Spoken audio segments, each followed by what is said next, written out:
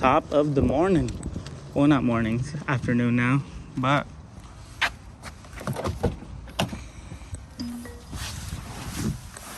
oh crap, my brother drives this thing a lot more forward than I do. Jesus Christ.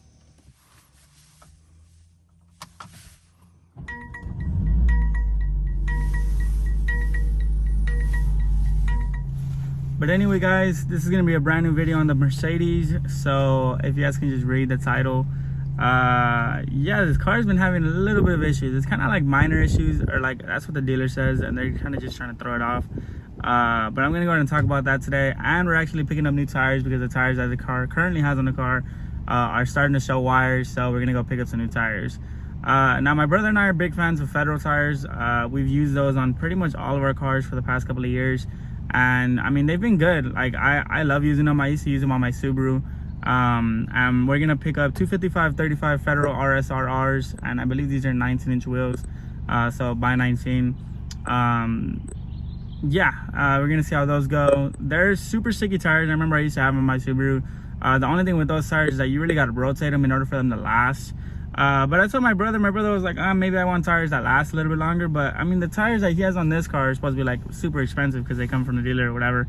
He barely has 12,000 miles and he already ran them out. Like, that's pretty much what they lasted me on my Subaru, like 10-15k-ish miles, driving, you know, hard and aggressive, which we do. We drive this car like really hard.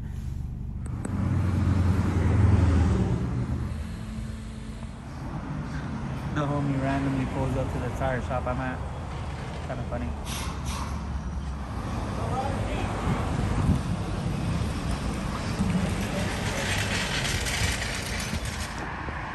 These tires make the car a little bit beefier. Man, they were so busy. Them disrespectful ass motherfuckers didn't even put tire shine on the damn wheels, on the tires. But I love this treadwear. Like, I don't know why. I'm a super huge fan of that treadwear. I think that it looks, I don't know, it looks racy, I guess. I don't know, maybe that's just me being a racer. But anyway, I wanted to shoot this right before it got dark. Let me go ahead and explain the whole transmission issue that I was talking about earlier. Let's go ahead and hop in the car real quick. So I was editing this video and I decided to just redo this part to explain this a little more clear, just so you guys can really kind of get an understanding of what's going on with the car. Just to give you guys a bit of a backstory, my brother, prior to owning this car, had a 2018 CLA250, which comes with a 4-cylinder as well, turbocharged, It's just obviously has a lot less power. It's like the base model version of the CLA45. That's all it is. And he ended up getting that car, and like at 6,000 miles, I remember he got some sort of transmission failure. I remember it was a pretty penny that they were gonna charge, but obviously it was still under warranty, so they didn't charge him anything. But it had transmission failure, so they ended up replacing that. And after that, that car never gave us another issue again, aside from maybe just blowing tires left and right because a pothole and the fucking tires were thin. But anyway, obviously that's changeable. You can just change the tires. But that car never gave us another issue. That car got totaled like at almost 60,000 miles and no issues throughout that whole thing. He took out the CLA45 like mid-September, maybe beginning of October. And I remember right when he took it out, this guy did not fucking do a braking period, I swear. Like, this guy just kind of started driving his car like fucking wild, which I put this into emphasis, right? The way you drive your car is most likely, like, it's gonna provoke certain things in the future. If you don't drive your car aggressive, obviously the chances of it giving you issues in the future are very minimal. And if you're really pushing the hell out of your car every single day, the chances of it giving you issues are significantly higher. This car currently has 12,000 miles, or the CLA45 currently has 12,000 miles, and we have pushed the shit out of that car all 12,000 miles. My brother drives that shit like he stole it, I swear to God. But I mean, that's kind of what he bought it for, you know. It's to have fun. And he specifically doesn't want to modify the car because he knows that he's under warranty for like 100,000 miles, so he doesn't care. At the end of the day, I don't think people understand that if your car keeps breaking down, you can lemon law the car, you get all your money back, and you just drove a car for free for whatever time you had it. Like my brother, or not my brother, one of my close friends had a Camaro. His thing started having issues right away. went a whole year with the car and then got refunded like close to $10,000. Like it's honestly, it's not a bad thing.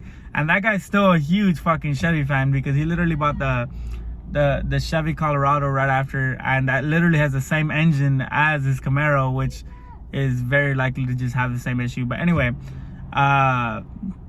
yeah, so let me tell you guys about the 3 instances. I think my brother's taken the car to the dealer around 3 or 4 times now.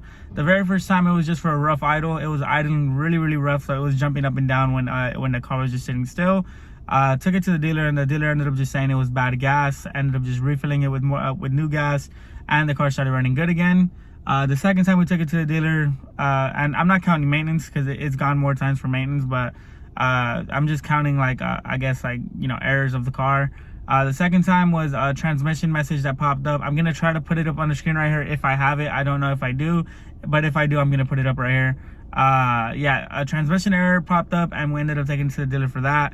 And they ended up saying that was just a computer error, which was okay, cool. The car was running good after we picked it up, blah blah blah. And then the third time, the same message popped up again. So now we're trying, we're basically just figuring that maybe the Mercedes dealer is just trying to brush it off. The second time he took it in for that issue, the dealer right away was trying to search for any signs of modification. So they were looking at engine bay to see if there was any missing bolts or clips or anything like that, anything that shows that maybe he modified the car, which obviously my brother hasn't. The only modifications we've made to the car thus far is the tires, which isn't a modification that's going to do any harm to the car. But yeah, the third time ended up just clearing codes. I don't think they did anything to the car. My brother already got the car back, driving fine again. I don't know. I think it's a super small issue that I think might progress into like actual transmission failure in the future. Who knows? I know these CLA45s are notorious for that transmission failure. Even the past gen, that's like the one thing that I've heard that like goes wrong with these cars.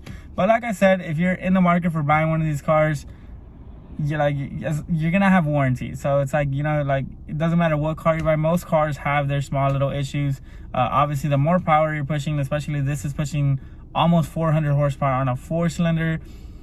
It's very likely to have issues, but it's still a fun car. It's still a perfect daily driver, and I love the car. Like, honestly, it's a super fun car. I'm sure my brother's gonna keep it for at least, I would say, maybe a year, and then probably turn it in for something else. But hopefully this helped. If you guys have any questions, comments, concerns, make sure to put them down in the comment section below.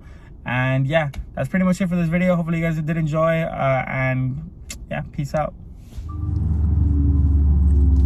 I'm gonna do a quick launch for y'all.